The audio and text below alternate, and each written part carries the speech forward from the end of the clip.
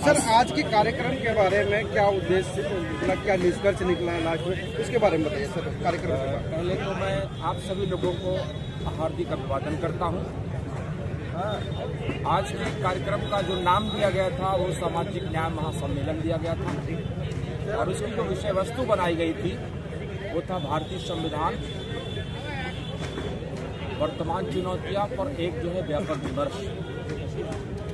उसके लिए मैं और मेरे आयोजक मंडल के साथियों ने देश और प्रदेश के तमाम मनीषी विद्वान, पत्रकार के रूप में, लेखक के रूप में, विचारक के रूप में, चिंतक के रूप में, प्रोफेसर के रूप में बहुत सारे अतिथियों को बुला करके सुल्तानपुर की इस पावन भूमि पर जो है एक वैचारिकी जो यूनिटी की होती है, जो एकता की होती है, उसको बनाने के लिए यहाँ पर पेश कर सर, कहाँ के लोग यहाँ पे डिस्कस करें और मतलब कि इस स्टेट के अलावा भी अदर स्टेट के भी लोग नहीं थे, उत्तर प्रदेश के ही लगभग सब थे, लेकिन ये लोग जो है पूरे देश में जो है अपने कार्यक्रमों को करते हैं। अभी आपने सुना होगा कि प्रोफेसर महाराष्ट्र से प्रोफेसर माननीय नीरज पटेल भी जो है विभिन्न जो है प्रदेशों में अपने इन कार्यक्रमों को कर रहे हैं और जनता की आवाज़ बन रहे हैं, वंचितों की आवाज़ बन रहे हैं अपनी पत्रकारिता के माध्यम से। और ऐसे ही प्रोफेसर अभिकांत जी भी है, तमाम टेलीविजन डिबेट पर भी वो प्रतिभा करते रहते हैं और आपके सामने बैठे हुए हैं माननीय प्रोफेसर संदीप कुमार जी। अच्छा, जो विषय है भारतीय संविधान है वर्तमान में चुनौतियां, ये विषय क्यों? ये विषय आप सब अवगत होंगे कि वर्तमान परिप्रेक्ष्य में बहुत ही प्रासंगिक विषय हुआ। अभी तमाम वक्ताओं ने इस पर बात रखी कि राजा और उसका तंत्र खत्म हुआ, उसके स्थान पर लोकतंत्र आया, लेकिन लोकतंत्र केवल और केवल औपचारिकता मात्र दिखाई दे रहा है। आप सब ने देखा होगा कि संसद में जिस तरीके से सिंबल को स्थापित किया गया, एक राजदंड का प्रतीक होता है, और तमाम जो इवेंट्स हो रहे हैं उन इवेंट्स को लेकर के लोगों में ये हलचलें चल रही हैं कि कहीं ना कहीं भारतीय संविधान को किसी न किसी रूपों में जो है कमजोर करने या उस पर जो है सवाल पैदा करने की बातें चल रही हैं। इसलिए ये विषय अत्यंत प्रासंगिक बना है। इसमें सर, डॉक्टर साहब आपसे ही अगला सवाल आपसे ही है कि अभी भी मतलब सामाजिक न्याय का हम आघोष कर रहे हैं कि सम्मेलन कर रहे हैं इस प्रकार का। देश को आज़ाद हुए 75 साल हो गए हैं, आज भी मतलब वही समाज मतलब कि जहाँ का तहाँ है, मतलब जहाँ है वही है, मतलब अभी भी सामाजिक न्याय की ओर है। मगर अगर दूसरे समाज की ओर देखा जाए तो कहीं न कहीं वो विस्तृत रूप में वो कहीं न कहीं अपने आप को विख्यात कर रहा है। देखिए, सबसे जो आप उत्तर दे रहे थे कि सेमिनार की प्रासंगिकता, आप मंदिर में पुजारी हो गए, आप फलानी कंपनी के मालिक कंपनियां हैं तो आपको नौकरी मिल गई, लेकिन और बाकी जातियों का क्या होगा? मगर क्या कारण है कि अगर आप लोग कहते हैं कि हम 85% हैं, मगर वो राजनीति सत्ता में से दूर क्यों है? इसलिए दूर है क्योंकि डिवाइडेड है, उनके पास ज्ञान की कैपिटल नहीं है, कल्चरल कैपिटल नहीं है। पूंजी खाली पैसा ही नहीं होता है, पूंजी होती है सांस्कृतिक पूंजी, पूंजी होती है सामाजिक पूंजी। इसका इनको ज्ञान ही नहीं है। इनके पास इतनी बड़ी जबरदस्त कमी है इन चीजों की कि जब तक ये चीजें नहीं आएंगी। ये जो सेमिनार था उसी सांस्कृतिक पूंजी के ये माने इन्होंने शुरुआत की है सुल्तानपुर में। जब इतिहास लिखा जाएगा आज से 100 साल बाद, 50 साल बाद, तो लिखा जाएगा उसमें डॉक्टर राजकरण ने सुल्तानपुर के तिकुनिया पार्क में एक सामाजिक न्याय महासम्मेलन किया था गैर बराबरी को खत्म करने के लिए और संविधान के, भारत के संविधान के मूल्यों की रक्षा करने के लिए एक नागरिक डॉक्टर राजकरण ने उसकी शुरुआत की। नहीं, आप जितना संविधान के करीब में बढ़ते जा रहे हैं, जितना संविधान को गले में लगा रहे हैं, उतना खतरे में हो रहे हैं। खतरे में इसलिए हो रहा है ना कि देखिए, जो सरकार आई है वो झूठ बोलने वाली मायावी सरकार है। क्योंकि वो जो सरकार है बातें तो करती है कि हम संविधान की रक्षा करेंगे, माथे से लगाएंगे, बगल में कहती है अपने को हाथ पकड़ के ले आती, कहती है जो ज्वाइंट सेक्रेटरी बन जाओ। तो सेक्रेटरी कंपटीशन से बनना चाहिए, देश में कॉलेजियम खत्म होना चाहिए, जुडिशियल अपॉइंटमेंट सर्विसेज अब होनी चाहिए कि मजाक होना चाहिए। 200 परिवारों के लोग जज बन रहे हैं, कब तक चलेगा ये? और वो किसी जाति के हैं, धर्म के हैं, संप्रदाय के हैं, आपको समझ में नहीं आ रहा। आपको अगर हकीकत पता चल जाए, आपका खून जो शरीर में दौड़ रहा है वो दुगुना तेज गति से दौड़ने लगे। निशाद सर, आपसे अगला ये मंच आज जो है, आज का कार्यक्रम सफल हुआ। इसके बाद जो है आपने मंच से कहा कि आपका राष्ट्रीय प्रदेश स्तर भी कार्यक्रम होगा, क्या रूपरेखा होगी, कैसा प्रोग्राम होगा? माननीय अवधेश वर्मा जी ने इस बात को कहा, प्रदेश में ये पहला कार्यक्रम था और मैं यहाँ से जाऊँगा तो लखनऊ में एक दूसरा कार्यक्रम बहुत अच्छे प्लेटफार्म से करूँगा। तो हम सब एक हैं, हमारी वैचारिकी एक है। और हम सब मिलकर के इस सामाजिक न्याय की लड़ाई को, इस बुनियादी सिस्टम को अपने लोगों तक पहुंचाएंगे और लड़ेंगे जहां तक हो सकता है। तमाम मेरे वक्ताओं ने कहा कि आप कितना जुर्म हम पर करोगे, हम पेरियार फुले लोहिया अम्बेडकर के वंशज हैं, हम झुकने वाले लोग नहीं। निशाद सर, आपका काफी ओजस्वी भाषण रहा है, क्या लग रहा है कि जिस प्रकार से देश में खलबली मची है, सुप्रीम कोर्ट के एक फैसले ने भाई भाई को अलग कर दिया है, उप वर्गीकरण ला करके, क्या लग रहा है कि मतलब कि ये जो समाज है वाकई में मतलब कि दिशाहीन हो चुका है? देखिए, आरएसएस और भारतीय जनता पार्टी के लोग यह आरोप लगाते हैं कि डिवाइड एंड रूल की पॉलिसी, फूट डालो और शासन करो की नीति जो है अंग्रेजों की रही है। मैं जानना चाहता हूं कि वर्ण आश्रम व्यवस्था किसने लागू किया, वर्ण व्यवस्था की स्थापना, सामाजिक स्तरीकरण की स्थापना किसने किया? मनु के संविधान में जो है, मनु स्मृति जो है, उसमें ब्राह्मण, क्षत्रिय, वैश्य, शूद्र के नाम पर जो है कि भारतीय हिंदू समाज को 4 वर्णों में बांटने का काम किया गया। आज वर्तमान परिवेश में यह Bharatiya Janata party OBC, SC, ST की ताकत को कमजोर करने के लिए एक रोहिणी कमेटी बनी है, 2017 में ही बनी। पिछड़े वर्ग का वर्गीकरण 4 श्रेणियों में करना चाह रहे हैं, ये भाई से भाई को लड़ाना चाह रहे हैं। उसी तरह हमारे अनुसूचित वर्ग को जो है कि इन्होंने 3 श्रेणियों में बांटने का कदम उठाया था, जिसका विरोध हम जैसे लोगों ने किया कि वर्गीकरण तब तक नहीं जब तक जातिगत जनगणना नहीं। मैं कहता हूं कि संविधान के अनुच्छेद संख्या 14(4), 15(4), 15(4)A में बाबा साहब भीमराव अम्बेडकर ने एक व्यवस्था दिया कि जिसकी जितनी संख्या भारी उसकी उतनी हिस्सेदारी होनी चाहिए। हमारे दलित वर्ग भाई को जो है कार्यपालिका में, विधायिका में आरक्षण दे दिया गया।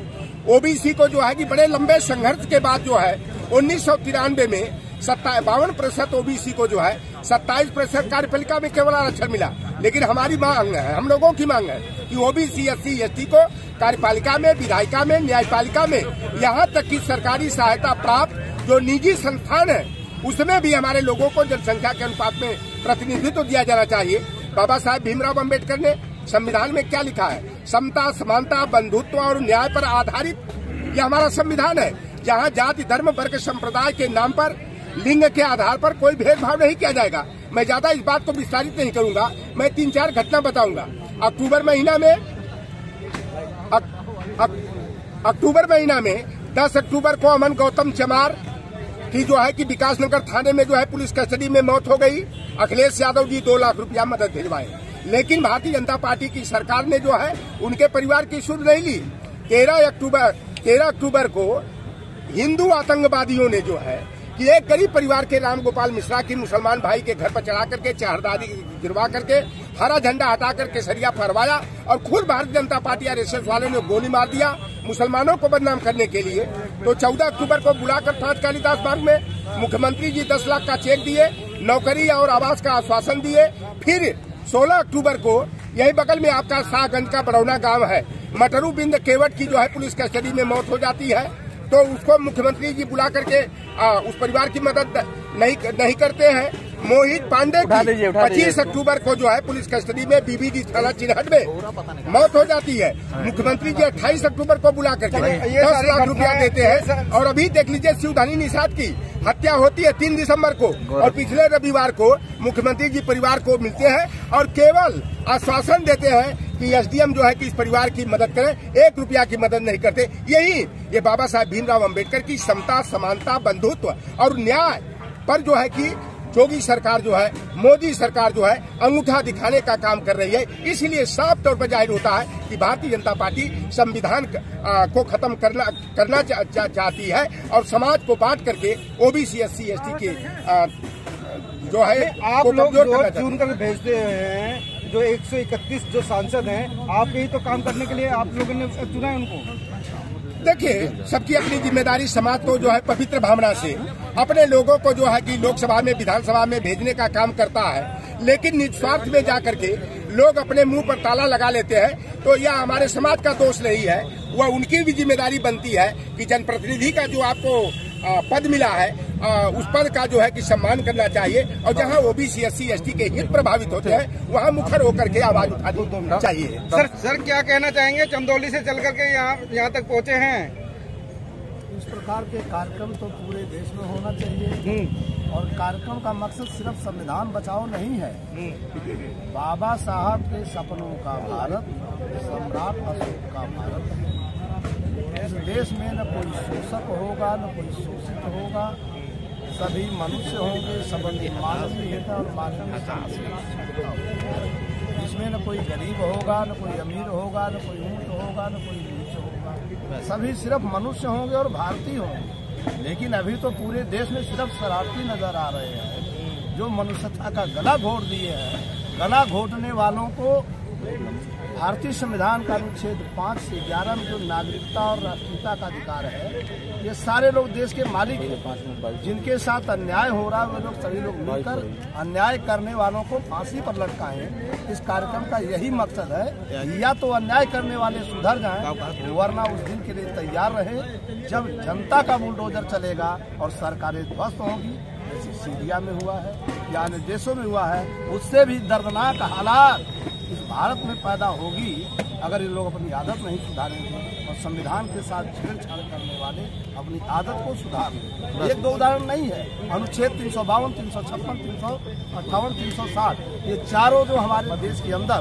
आंतरिक कलह और विद्वेष का कारण बना है, उसके एकमात्र आधार में सबसे ज्यादा RSS, विश्व हिंदू परिषद, बजरंग दल जैसे संगठन है, ये कहीं से भी DNA के आधार पर भारतीय नहीं है। सर 3.5% है, सब पे भारी पड़ रहे हैं, इस पे क्या कहना चाहेंगे? हाँ, कि यही के लोग, क्योंकि शारीरिक गुलामी से मानसिक गुलामी ज्यादा खतरनाक होती है। आज से 1300 साल पहले शंकराचार्य ने शंकर दिग्विजय अभियान चलाया और राजा सुधन्वा की 70,000 सेना लेकर बहुजन मसीहाओं का कत्लेआम कर दिया, विद्यालय जलवाद खत्म किया, हमारे लोगों को गुलाम बनाया, मनुस्मृति लागू करके पढ़ाई से वंचित कर दिया।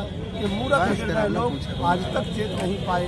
इन्हीं में से तो फूले साहब आए, पेरियार, साहू अम्बेडकर, जगदेव प्रसाद, कांशीराम। इनकी प्रतिभा के सामने इन लोगों का कोई मतलब नहीं। बहुजनों की वैचारिक स्तर अभी कमजोर है, सारी गुलामी से मानसिक गुलामी ज्यादा खतरनाक है। हम उनकी मानसिक गुलामी दूर करते हैं। 75 साल हो गया, अभी तक नहीं। बहुजनों के लिए ऐसा कोई कार्यक्रम लोग नहीं चला पा रहे हैं जिससे इनका मानसिक स्तर ऊंचा किया जाए, सांस्कृतिक गुलामी से मुक्त किया जाए, आर्थिक, राजनैतिक और सामाजिक न्याय दिया जा सके। सर, आज के आयोजकों को क्या कहेंगे? आज के आयोजक तो बधाई के पात्र हैं। इतना शानदार कार्यक्रम मेरी नजर में तो लगता है पूर्वांचल में पहली बार हुआ, या हो सकता है देश में पहली बार स्थान पा जाए। अभी आपके बगल में बैठे लौटन निषाद ने बताया कि जो है कि हमारे निषाद के साथ अत्याचार हो रहा है। अधिक संख्या में OBC समुदाय के लोग कामर लेके जाते हैं और मंदिरों में जाते हैं। सर क्या कहें? ये सिर्फ सांस्कृतिक गुलामी का कारण है भाई। उसके आधार आपको एक सुनाए, 1 मिनट। नालंदा विश्वविद्यालय बौद्ध विश्वविद्यालय था। उस समय आचार्य धम्मकीर्ति जो है बौद्ध विद्वान थे, वहाँ के प्रबंधक और निदेशक उन्हीं के विद्यालय में पढ़ने वाला शंकराचार्य था। उसके गुरु का नाम गोविंद पाद गौड़ा है और इनके गुरु का नाम ईश्वरादित्य है। दोनों को मिलाकर गोविंद और ईश्वर एक ही नाम है, ऐसा भ्रम फैला के भारत में इन लोगों ने कार्य कारण का सिद्धांत, प्रतिपाद का सिद्धांत, दुख कारण निवारण और मार्ग को समाप्त करके ईश्वर के हवाले कर दिया।